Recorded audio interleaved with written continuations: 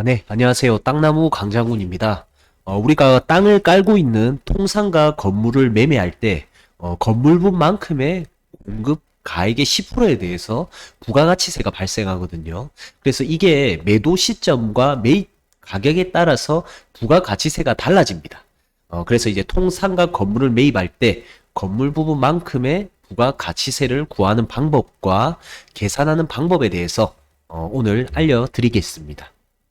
먼저 부가세가 발생하는 부동산에 여러 가지가 있는데, 우리가 보편적으로 상가랑 업무용 오피스텔, 그 다음에 공장, 창고가 있거든요. 그리고 부가세가 발생하지 않는 부동산에는 토지와 주택이 있습니다.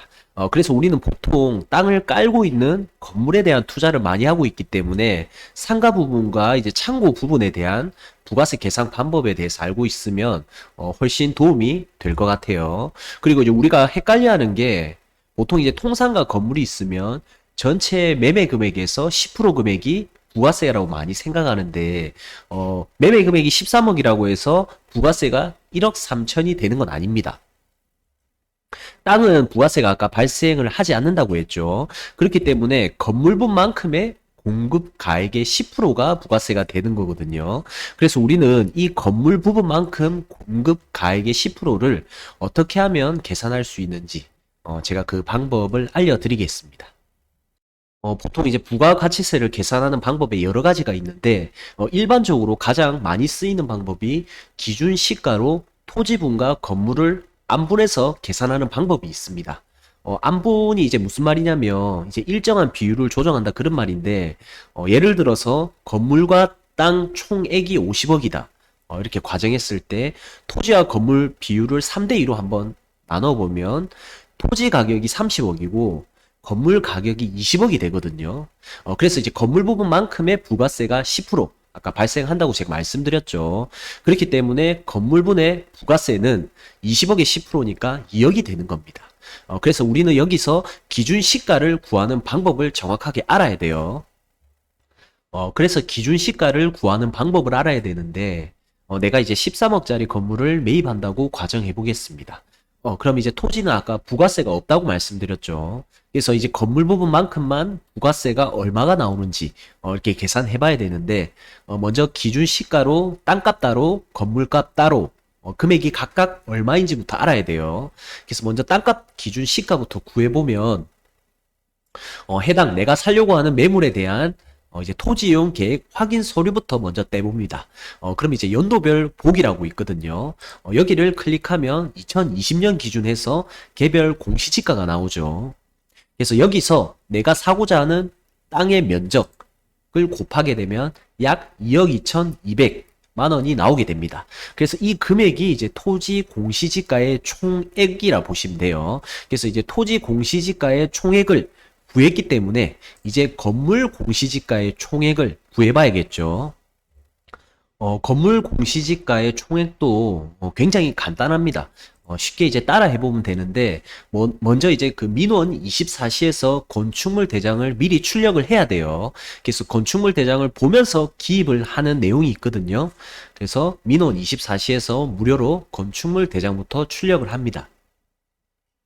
그 다음에 그 출력한 서류를 들고 이제 공시 가격을 구해야 되는데 네이버에서 이제 홈택스 들어가 보시면 이렇게 조회 발급이라고 있거든요. 그래서 조회 발급에 클릭하시고 그 다음에 기타 조회란에 기준 시가 조회라고 있습니다. 그래서 여기를 클릭하시면 이렇게 건물 기준 시가 양도 해서 입력할 수 있는 란이 이렇게 나오거든요. 그래서 제가 아까 민원 24시에서 건축물 대장을 출력해서 내용을 보면서 입력하라고 말씀드렸죠. 그래서 그 건축물 대장 내용을 토대로 해서 여기 건물 기준 시가 양도에 다 이제 입력을 하시면 됩니다.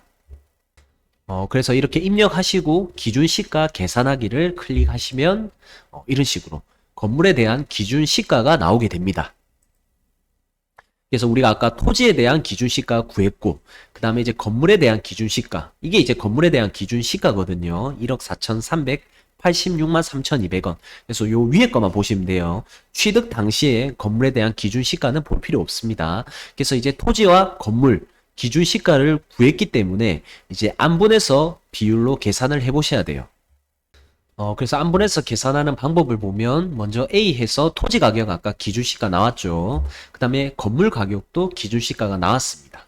여기가 이제 또 합계 가격이 또 구해놔야 되거든요. 그래서 이제 공식을 보면 건물 가격 나누기 합계 곱하기 100을 하면 이제 안분해가지고 퍼센테이지의 비율이 나옵니다. 그래서 보면 아까 건물 총 매매 가격이 13억이었죠. 그래서 거기서 이제 퍼센테이지만큼을 곱해 주거든요. 그러면 이제 건물 가격이 나오게 되는 거예요. 그래서 이제 5억 1100 이게 이제 건물 가액이라 보시면 됩니다. 그래서 결론을 보면 건물 가액에서 10%가 이제 건물 부가세거든요. 그래서 정리를 해보면 건물 매매 금액이 아까 13억이다. 이렇게 말씀드렸죠. 그래서 건물 가액이 아까 5억 1100 정도 나왔잖아요. 그러면 나머지가 땅값이 되는 겁니다. 그래서 요걸 합한 금액이 13억이 된다 보시면 돼요. 그래서 이제 우리는 아까 건물 부분만큼의 10%만 부가세가 발생하기 때문에 이 건물 가액에 대한 10%만 이렇게 납부를 하시면 되겠습니다. 끝으로 이제 좀 내용이 좀 어려울 수가 있는데 이거 이제 계산을 한 2번 정도만 해보시면 분명히 이제 본인께 되거든요. 그래서 조금 어렵더라도 영상 보면서 따라해서 한 2개 정도의 건물을 부가세 계산을 한번 해보시길 바랍니다. 그러면 많은 도움이 될 것 같습니다. 이상 오늘 내용은 여기서 마치겠습니다. 내용이 좋았다면 구독과 좋아요 눌러주시고요. 이상 땅나무 강장군이었습니다. 감사합니다.